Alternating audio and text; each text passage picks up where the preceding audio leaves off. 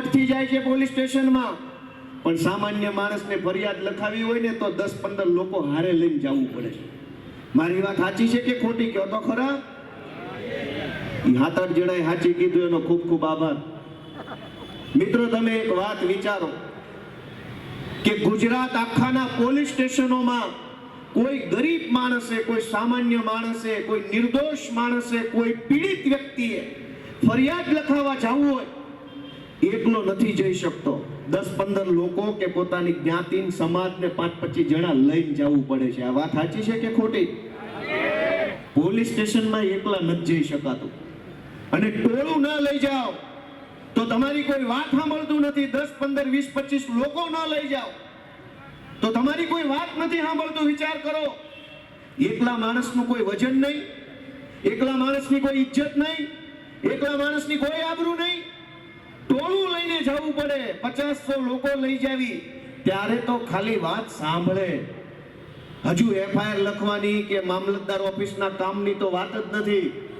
તમે વિચાર કરો કે આ કઈ પરિસ્થિતિ છે જ્યાં એકલો માણસ સરકારી ઓફિસમાં ન જઈ શકે?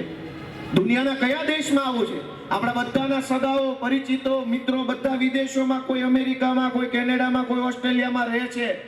એને પૂછો કે અમેરિકામાં ટોળું લઈને જવું પડે છે પોલીસ સ્ટેશને, કેનેડામાં ટોળું લઈને જવું પડે છે, મામલતદાર ઓફિસે કોઈને હારે લઈ જવો પડે છે. દુનિયાના એકેય દેશમાં ટોળું લઈને નથી જવું પડતું. આપણે બધા ભાગ્યશાળી છીએ કે 50 જણા લઈને જવું પડે છે.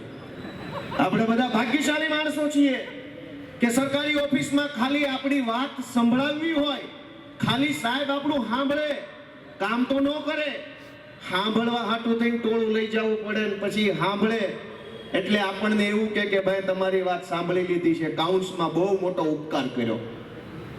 મિત્રો, કઈ પરિસ્થિતિ છે? હું તમને વારંવાર વિનંતી કરું છું કે અમારી ચિંતા ન કરો. ગોપાલ ઇટાલિયા ઉપર બિલકુલ રહેમ ન કરતા, ગોપાલ ઇટાલિયા ઉપર દયા ન ખાતા, પણ તમારા પોતાના ઉપર, પોતાના બાળકો ઉપર, પોતાની માલ મિલકત ઉપર, અધિકારો ઉપર તો થોડીક દયા ખાજો કે આવી હાલતમાં નથી જીવવાનું, આનાથી ઘણું સારું જીવી શકાય એમ છે.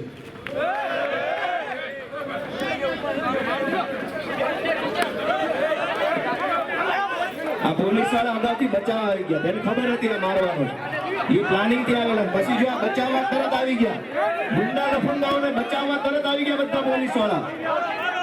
આને બચાવવા માટે જ આવ્યા હતા બધા, એને પહેલેથી ખબર હતી. આ બધા એટલે પહેલા આવીને ગોઠવાઈ ગયા હતા, પહેલા આવીને એટલે ગોઠવાઈ ગયા હતા કે એને ખબર હતી.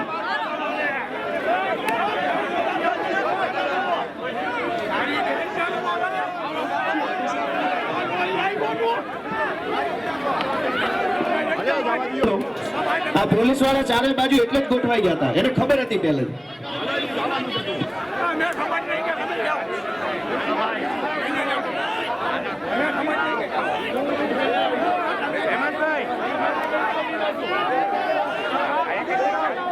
હસલમભાઈ, હું તમામ આપણા કાર્યકરોને વિનંતી કરું છું, તમામ